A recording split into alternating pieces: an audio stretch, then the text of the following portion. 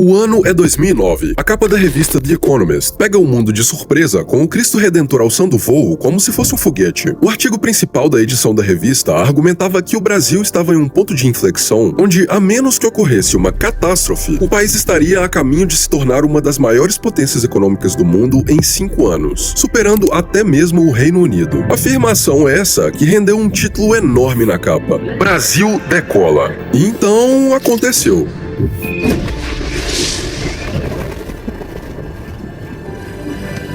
Vai perder, vai ganhar, vai perder, vai ganhar, perdeu!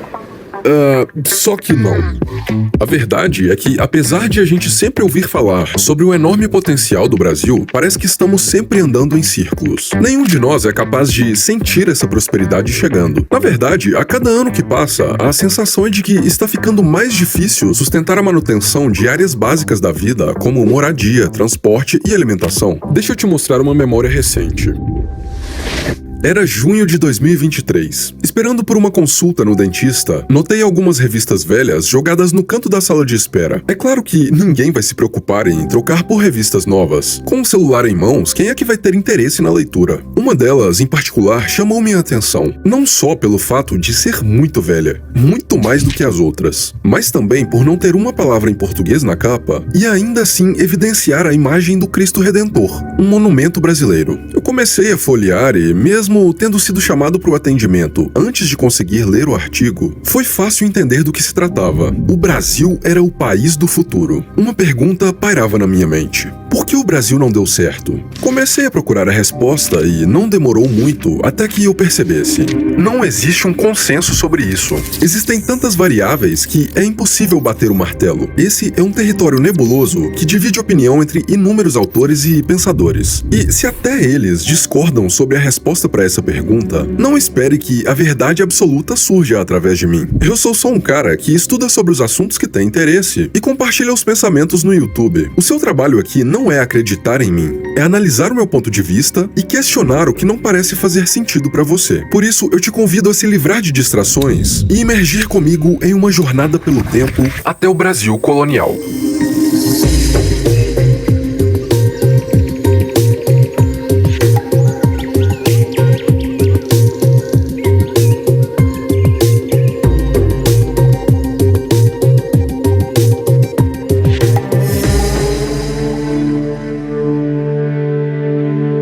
Existe um consenso amplamente aceito de que os problemas que vivenciamos hoje surgiram na origem da história brasileira. Já começou tudo errado com a exploração dos índios. Como é que isso aqui poderia ter dado certo? Quantas vezes você já ouviu uma frase parecida com essa? Pois é, essa teoria surge da crença de que os Estados Unidos deram certo porque foram colonizados por protestantes anglo-saxônicos, enquanto o Brasil deu errado por ter sido explorado pelos ibéricos. As colônias ibéricas seriam colônias de exploração cujo objetivo das navegações era um só: enriquecer e voltar para a Europa, deixando para trás um rastro de destruição. E do outro lado estariam as colônias de povoamento, com o objetivo de desenvolver e estabelecer moradia permanente. Portanto, segundo a teoria, o Brasil teria sido colonizado por uma cultura corrupta e predatória. Em outras palavras, querem que você acredite que Portugal enviou ao Brasil os degenerados, os degradados da sociedade, os bandidos, corruptos e prisioneiros. Então é isso. A cultura começou corrupta e assim permaneceu, causando todos os nossos problemas. Tá aí, essa é a resposta, certo? Não. Existem muitas evidências que refutam essa narrativa. A mais conhecida delas, Vera Cruz. O nome, que significa cruz verdadeira, foi dado ao Brasil enquanto os portugueses ainda pensavam que o território se tratava de uma ilha. A verdade é que os caras não eram meros mercadores ambiciosos, mas homens cujo principal objetivo era difundir sua fé pelo mundo. A colonização do Brasil foi um período marcado pelo desenvolvimento das riquezas, trocas comerciais e a evangelização dos povos indígenas.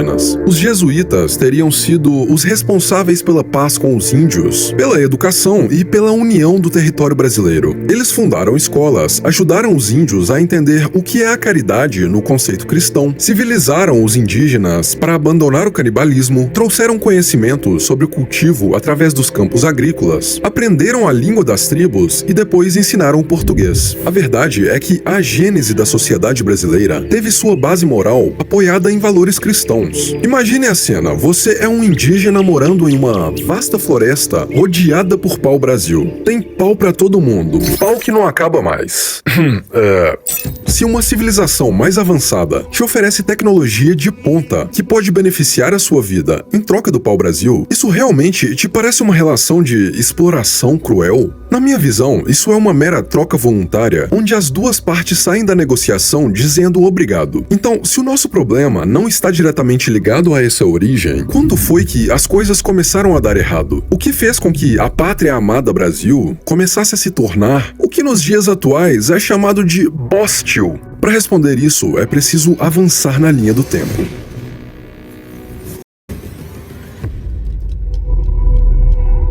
O fato de a relação entre europeus e indígenas ter sido mais amistosa do que o seu professor de história com camisa do Che Guevara te conta, não significa que era a Disneylândia. Antes da chegada dos portugueses, as próprias tribos viviam em constante guerra, o que fez com que algumas delas buscassem a aliança dos europeus nessa disputa. Daí surgem os primeiros registros da escravidão indígena. Os jesuítas atuavam como intermediários entre indígenas e colonizadores, protegendo os índios da escravidão e da exploração. Proteção essa que colocava os jesuítas sempre em conflito direto com outros grupos colonizadores, como os bandeirantes. Esses exploradores, em busca de riquezas e escravos, frequentemente invadiam as reduções, capturando e escravizando os indígenas, apesar da proibição explícita da igreja. A mão de obra escrava, ainda que imoral, era considerada algo comum no mundo inteiro. E no Brasil não foi diferente. Pelos próximos 350 anos, quase 6 milhões de escravos africanos seriam importados para o continente no intuito de compor a mão de obra em plantações de cana-de-açúcar. É possível que essa mancha na história brasileira tenha influenciado a cultura de um povo que se acostumou a aceitar ser controlado e dominado. Mas, alheio à questão da escravidão, precisamos olhar para um acontecimento que, à primeira vista, pode parecer insignificante, mas que pode conter a semente do que fez com que o Brasil não desse certo. Eu tô falando de um homem, uma decisão, um momento que mudou o curso da história brasileira. Eu estou falando de Marquês de Pombal, o poderoso ministro do rei de Portugal. Esse cara tinha uma agenda nefasta para ser implementada, mas tinha um obstáculo: os jesuítas. Aqueles que, pelos últimos 200 anos, desempenharam o papel de educar o povo brasileiro. Então, em 1759, Pombal toma uma decisão drástica e expulsa os jesuítas de Portugal e de todas as colônias, incluindo o Brasil. Com os jesuítas fora do caminho, Pombal pôde implementar reformas radicais, transformando o Brasil em uma espécie de vaca leiteira para a coroa portuguesa. Os colégios foram fechados, acarretando na estagnação do desenvolvimento de várias regiões brasileiras. Com isso, Pombal começa um processo de influência estatal em várias dimensões da vida da população que, até então, eram independentes do Estado. Era o começo de uma nova era na colônia brasileira. Uma era onde o ensino e a educação seriam moldados para formar cidadãos pelo Estado e para o Estado. A partir daquele momento, o ensino no Brasil deixaria de ter o puro objetivo da educação e passaria a adentrar o campo da doutrinação. Veja bem, forjar a mentalidade da população em prol do Estado é uma ideia particularmente perigosa, principalmente se, em algum momento da história, o poder acabar nas mãos de pessoas com um projeto autoritário, o que, por muito tempo, não foi uma real ameaça. Não até 1889. Enquanto a América Latina era um conglomerado de repúblicas com sucessivos golpes e ditaduras brigando pelo poder, o Brasil era uma monarquia sólida e forte. Mas nesse momento, em meio a trapaças, às pressas, escondido e sem apoio da população, o Brasil teria sua semente roubada pela queda da monarquia. Era o surgimento do falho, conturbado e corrupto regime republicano. Regime este que, algumas décadas mais tarde, gerou a maior catástrofe da história desse país. Um pesadelo que traumatizou várias gerações e que nos assombra até os dias de hoje: a inflação. Peço licença porque de inflação eu entendo. Está para surgir uma maneira mais eficaz de destruir qualquer esperança de um futuro glorioso de uma nação quanto contrair dívida externa e expandir a sua base monetária sem medo de ser feliz. O Brasil fez os dois. Por décadas. O início efetivo do nosso ciclo de esquizofrenia econômica poderia ser definido durante o período Vargas, que, como bom canalha oportunista que sempre foi, utilizou seu regime autoritário não alinhado como barganha nas infindáveis negociações realizadas com os aliados na Segunda Guerra. A Alemanha bigodista era nossa maior parceira econômica e um aliado ideológico do pigmeu gaúcho. Os gringos fizeram de tudo para colocar a pátria amada Bostil ao lado dos aliados. Como uma dama da noite e um clube de striptease, Vargas encheu os próprios bolsos e com o troco deu um gás na industrialização do Brasil. Bilhões de dólares a juros baixíssimos impediram que a Alemanha fincasse os pés no quintal dos americanos. O nosso processo inflacionário não começou aqui, mas as ideias que iriam pautar as próximas décadas de destruição econômica. Sim, a República Populista gastou os tubos em projetos estúpidos, que também pode se traduzir em Brasília. A construção da capital federal foi o ponto de virada para o endividamento da nação. Enquanto Juscelino brincava de Sin City com a múmia comunista, torrando 10% do PIB brasileiro em uma cidade cafona com formato de avião, os coreanos investiram quase o mesmo montante equivalente em educação. JK termina o seu desastroso mandato com uma inflação de 30% ao ano e uma dívida 3 vezes maior do que a deixada por Vargas. A tendência de descontrole fiscal seguiu firme e forte até o colapso da República em 64 e foi amplificada a 15ª potência pelos milico. Com a Europa e a Ásia reconstruídas, havia uma grande oferta de crédito barato disponível e o Brasil fez pleno uso disso. O combustível do milagre econômico da década de 70 não foi a competência dos burocratas militares, foi o dinheiro de investidores estrangeiros que viram no Brasil um jeito fácil de obter retornos exorbitantes. Obras faraônicas surgindo em todos os cantos da federação. Uma verdadeira festa de contração de dívida com juros flutuantes que encontrou o seu desastroso fim em 1973 com o choque do petróleo. Os juros de uma dívida impagável subiram, os custos de exportação explodiram com a nossa balança comercial e a decisão sensata do governo brasileiro foi desvalorizar a moeda para atrair ainda mais capital estrangeiro. Apesar da produtividade não ter melhorado nem um pouquinho. A singela inflação de 55% ao ano em 73 chegou a 110 uma década depois. A emissão de títulos públicos federais com juros e liquidez cada vez mais alta preparou o caminho das pedras para a década perdida de 80 e a hiperinflação de 90, mas desgraça pouca é bobagem, os governos estaduais estavam rolando as suas dívidas através de seus próprios bancos, a juros e liquidez muito mais altas do que o governo federal. A pressão inflacionária foi tão colossal que trocamos de moeda 3 vezes em 4 anos. Vários planos mirabolantes foram desenvolvidos e todos fracassaram. Nem uma Selic acumulada de 2.183,11% em dezembro de 93 conseguia chegar perto de estancar a grotesca inflação de 2.489,11%. Esse é o legado do nacionalismo desenvolvimentista brasileiro, uma indústria improdutiva que passou 60 anos parasitando os impostos do contribuinte e foi quase completamente aniquilada com 6 meses de uma anêmica abertura comercial. O povo brasileiro foi tão aviltado que nem mesmo a poupança era mais uma forma segura de guardar o pouco e constantemente desvalorizado dinheiro. O país estava caminhando a passos largos em direção ao colapso, até que surge o Plano Real.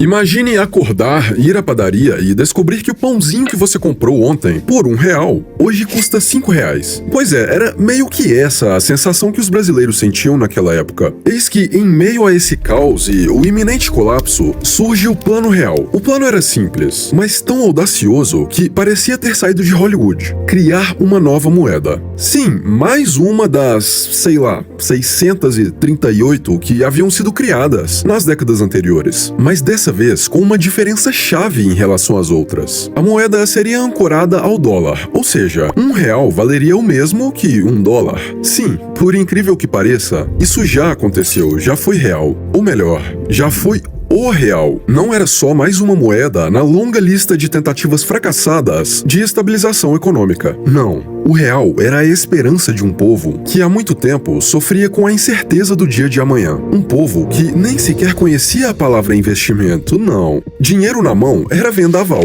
Ou você gastava logo, ou aquele valor era corroído em poucos dias. É nesse cenário que nasce uma esperança. Apesar de a dívida pública, que já era colossal, ter aumentado ainda mais, tornando o Brasil um país dependente de capital estrangeiro, o Plano Real tinha funcionado. A inflação foi domada, a economia começou a girar e aquele povo pôde voltar a sonhar. Os astros se alinharam, os ventos mudaram. Uma combinação de fatores internos e externos estavam prestes a marcar a história do Brasil por um crescimento sem precedentes. Se você soubesse como é fácil criar um canal no YouTube, com poucos cliques você pode ter dezenas de vídeos no seu canal colocando dinheiro no teu bolso todos os meses, simples aparecer. Até que alguém conseguisse estragar tudo. Então, aqui hoje eu tô saudando a mandioca. Se tem uma constante neste país, é que nada que é bom dura para sempre. O Plano Real, o projeto que fundou a República Brasileira, estava sendo destruído por aqueles que não queriam nem que ele existisse. Para começo de conversa, todos os sinais do colapso iminente estavam ali, não no governo Dilma, mas sim no segundo mandato Lula. Se entre os anos de 2003 a 2006, um Dream Team da economia nacional estava trabalhando arduamente no Ministério da Fazenda para manter a estabilidade do país, executando uma miríade de políticas ortodoxas e até mesmo liberais, toda essa sensatez, confiabilidade e previsibilidade foi jogada no lixo depois que o Painho venceu a reeleição com 60% das intenções de votos. As bases estabelecidas pelo Plano Real, as reformas executadas nos 2 mandatos de Fernando Henrique Cardoso e o boom das commodities foram plenamente utilizadas, não para desenvolver um novo modelo econômico no Brasil, mas sim para rodar programinha social e encher os bolsos dos companheiros. O tripé macroeconômico do FHC foi deixado de lado pelo microgerenciamento da economia com incontáveis pacotes econômicos e pela nova matriz econômica baseada em política fiscal expansionista, juros artificialmente baixos, crédito barato fornecido pelos bancos estatais, desvalorização cambial e aumento das taxas em produtos importados fizeram com que os indicadores econômicos do Brasil atingissem altas históricas que não eram vistas desde o milagre econômico da década de 70. O Brasil, durante os governos Lula e Dilma, voltou 40 anos no passado, só que de uma forma levemente alterada, com os cofres do Tesouro Nacional estufados depois de vender soja e minério de ferro a preço de ouro e o dólar desvalorizado. O nacional desenvolvimentismo teve o seu retorno triunfante com o PAC os Campeões Nacionais. Esse foi o projetinho do PT para tentar copiar o modelo sul-coreano de protecionismo econômico, financiando com dinheiro público as maiores empresas do país para que se tornem ainda maiores e atuem no estrangeiro, trazendo mais riqueza ao Bostil. A questão é que nossos gestores são péssimos, a mão de obra é desqualificada e a produtividade da indústria brasileira é baixíssima. E estamos lidando com políticos e empresários latinos. O grosso do dinheiro que deveria ser utilizado em infraestrutura e maquinário acabou em algum galpão na Suíça. As impressoras que estavam pegando poeira desde 94 foram plenamente lubrificadas, pois a partir de 2007 elas iriam rodar 24/7 para financiar os infindáveis empréstimos bilionários tomados pelas empresas amigas do rei. O sistema era o seguinte: o Banco Central estava financiando o Tesouro Nacional, que por sua vez financia o BNDES, que emite crédito abaixo da Selic para os campeões nacionais. Ou seja, o governo brasileiro estava literalmente imprimindo dinheiro para pagar as obras da Copa e o Porto de Mariel. Em pouquíssimo tempo, 25% da dívida pública brasileira era composta por operações compromissadas do Bacen, que são títulos públicos com a data para recompra de 1 a 180 dias. Esse sistema vigorou por quase uma década. A dívida pública e a inflação foram pro teto e a possibilidade de estancar o financiamento público das maiores empresas privadas do país simplesmente não existia. Se o dinheiro do BNDES parasse de entrar, essas corporações iriam quebrar. E com isso, toda uma cadeia produtiva artificial seria desfeita, fazendo com que milhões de brasileiros se tornassem desempregados. E foi exatamente isso que aconteceu. A conta de quase uma década de massiva intervenção estatal na economia chegou.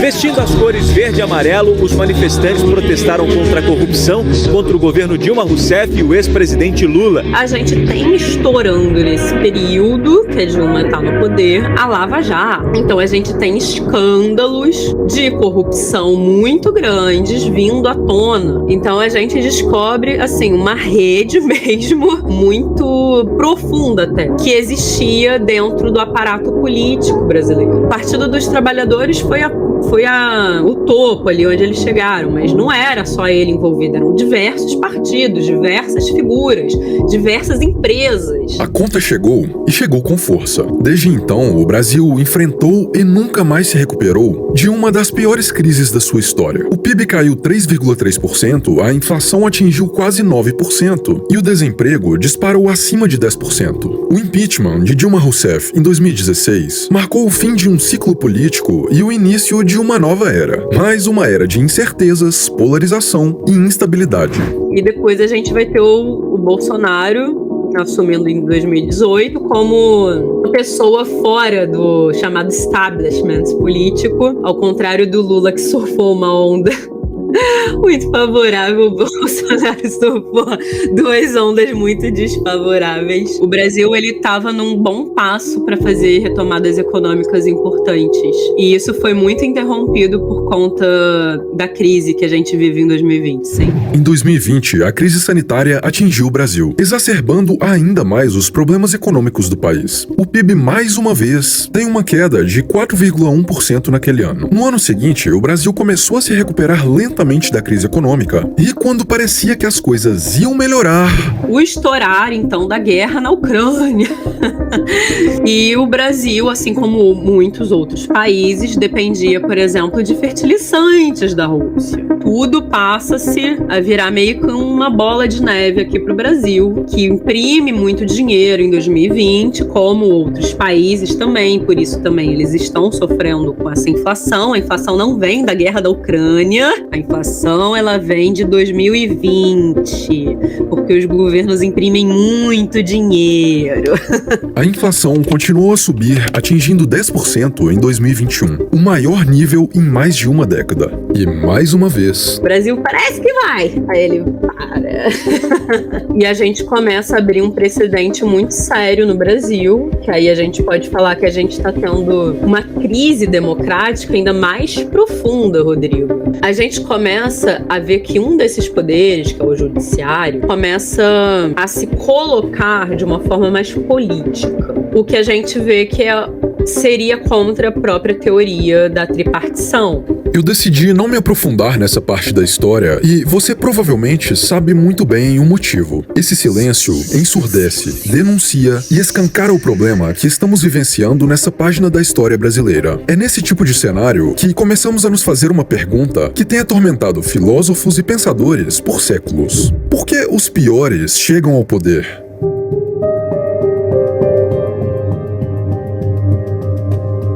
O que você estaria disposto a fazer para conquistar o poder? Até onde você iria? Passaria por cima dos seus valores para conseguir? Que tal uma pequena trapaça? Não.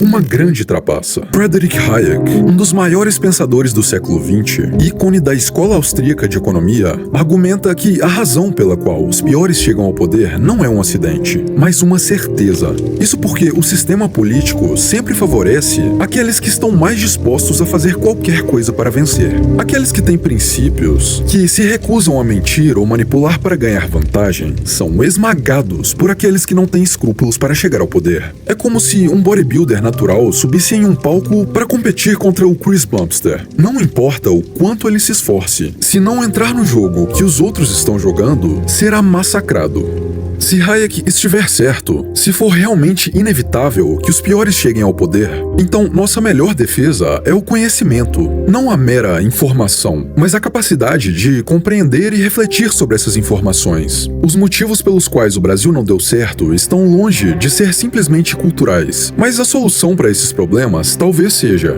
não existe autoritarismo em um país composto por uma maioria de indivíduos inteligentes, capazes de questionar o que lhes é imposto e de pensar por si mesmos. A alienação, castração e doutrinação do povo brasileiro talvez tenha tido seu início com o expurgo dos jesuítas. Já faz muito tempo que estamos sendo preparados para a obediência. Por mais que o discurso amplamente aceito seja de que isso se resolve na escola, eu penso o contrário. Na minha visão, a escolarização não resolveria absolutamente nada, já que quem educa está meramente reproduzindo a doutrinação que recebeu no passado. A única forma de criar um futuro promissor é através de jovens adultos que, por interesse próprio, decidem trilhar uma vida em busca da verdade, tornando-se pessoas mais inteligentes e com uma fome insaciável de compreender a realidade. Os adultos controlam o mundo, e é observando eles que as gerações futuras criarão sua realidade. Estamos em um momento crítico da história, e por mais que o mundo esteja dando sinais de colapso, enquanto há vida, há esperança.